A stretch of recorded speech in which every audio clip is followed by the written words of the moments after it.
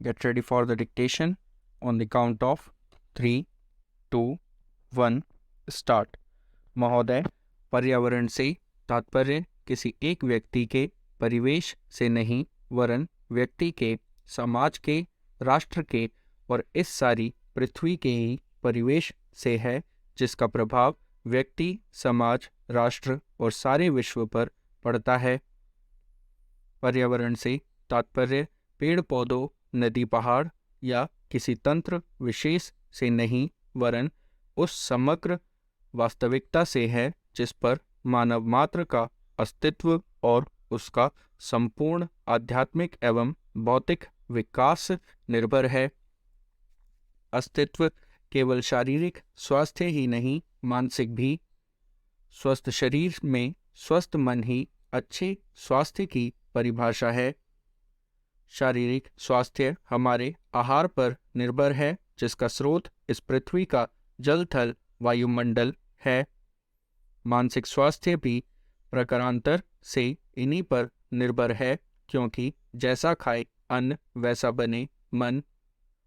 स्वस्थ जीवन पर सबसे अधिक प्रभाव हमारे चिंतन का, हमारी परंपराओं का और उन सब परिस्थितियों का पड़ता है जो हमारे ऊपर आरोपित हैं या की गई हैं या की जा रही हैं। इसलिए पर्यावरण या परिवेश में जल, थल, वायु ही नहीं बल्कि वे सारे घटक महत्वपूर्ण हैं, जिनका कुछ भी प्रभाव हमारे जीवन पर, हमारी क्रियाशीलता पर पड़ता है, जैसे हमारे विचार, हमारे आचरण और हमारी परंपराएं एवं संस्कृति आदि। सदा से मानव की आकांक्षा उन्नति और विकास की रही है। जगत का अर्थ ही है गतिमान, और गति दोनों ओर संभव है, उन्नति की ओर भी और अवनति की ओर भी। पहली को हम प्रगति कहते हैं, दूसरी को अगति, विगति, अधोगति या दुर्गति कह सकते हैं। वास्तव में मनुष्य ऐसा जटिल प्राणी है जिसमें अनेक विरोधाभासी और असंगत प्रतीत होने वाली प्रवृत्तियां और प्रतिक्रियाएं होती हैं। वह कानून और व्यवस्था की मांग करता है, किंतु चलचित्र, दूरदर्शन आदि व स्वतः भड़की हिंसा या खेलों में युक्तिपूर्वक की गई हिंसा अथवा अनीति से मंत्रमुग्ध भी हो जाता है। मनुष्य अपनी ही जाति या वर्ग के व्यक्तियों के प्रति प्रायः बहुत अधिक प्रतिद्वंद्वी होता है, किंतु कोई बाहरी खतरा उपस्थित होने पर उनके प्रति हद से ज़्यादा सहयोगी बन जाता है। वह सड़कों पर या युद्धों में सामूहिक विनाश के प्रति उदासीन रहता है, किंतु किसी खान में फंसे हुए एक व्यक्ति या किसी कुएं में गिरे हुए एक बालक की रक्षा करने के लिए ढेरों साधन जुटा लेता है।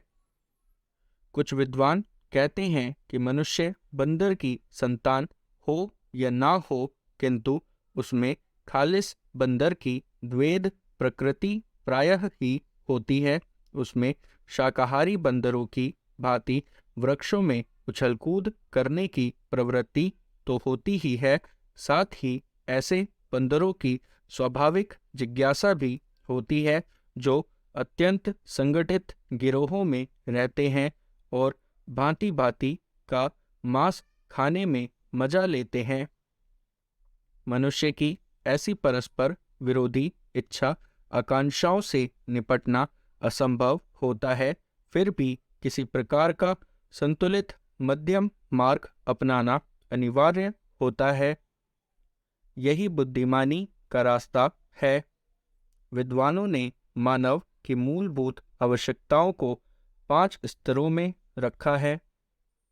महोदय, जो एक के बाद एक आते हैं, शारीरिक आवश्यकताएं यथा भोजन, कपड़ा, मकान और आराम जीवन की मौलिक आवश्यकताएं हैं। दूसरे स्तर पर आती है सुरक्षा और भविष्य के प्रति निश्चिंतता। इनके लिए मनुष्य भांति भांति की वस्तुओं का संग्रह करता है।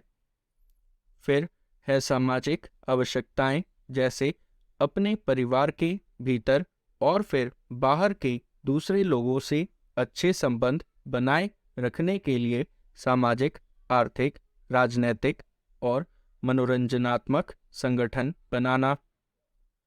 चौथे स्तर पर है अहम संबंधी आवश्यकताएं, जैसे आत्मसम्मान, आत्मविश्वास और आत्मतुष्टि आदि।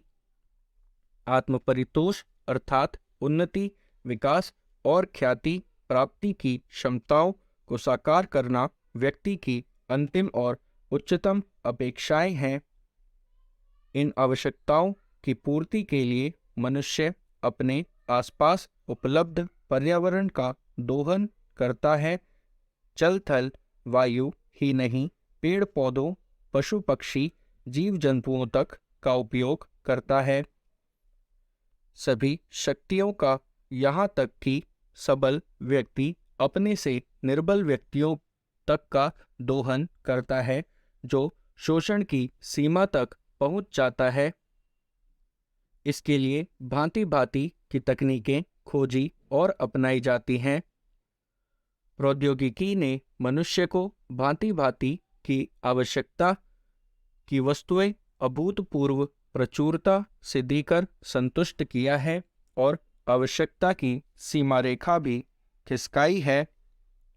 विलासिता और सजावट की ऐसी सामग्री भी दी है जो अब बहुत कुछ आवश्यकताओं में गिनी जाने लगी हैं। स्वचल वाहन, दूरदर्शन, धुलाई मशीन, सफाई मशीन, सिलाई मशीन, स्टोव, चूल्हे, मिक्सी, फ्रिज आदि आदि अब बहुत से लोगों के लिए अनिवार्य आवश्यकता की कोटि में आ गई है। तकनीकी और औद्योगिकी से यह सब संभव हुआ है, किंतु एक ऐसा अल्प वर्ग भी है जिसके लिए विलासिता आवश्यकता की कोटि में आ चुकी है।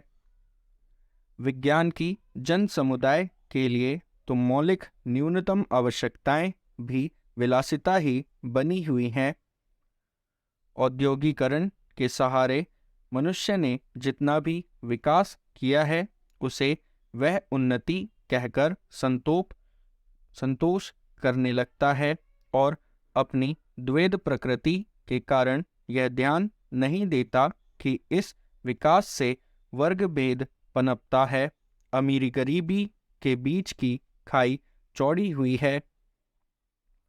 जो व्यक्ति मानव की समानता, समाजवाद या साम्यवाद के गीत गाता है, वही अपनी द्वैध प्रकृति के कारण अपने पर्यावरण, यहाँ तक कि मानव के भी शोषण के नए नए तरीके खोजता है।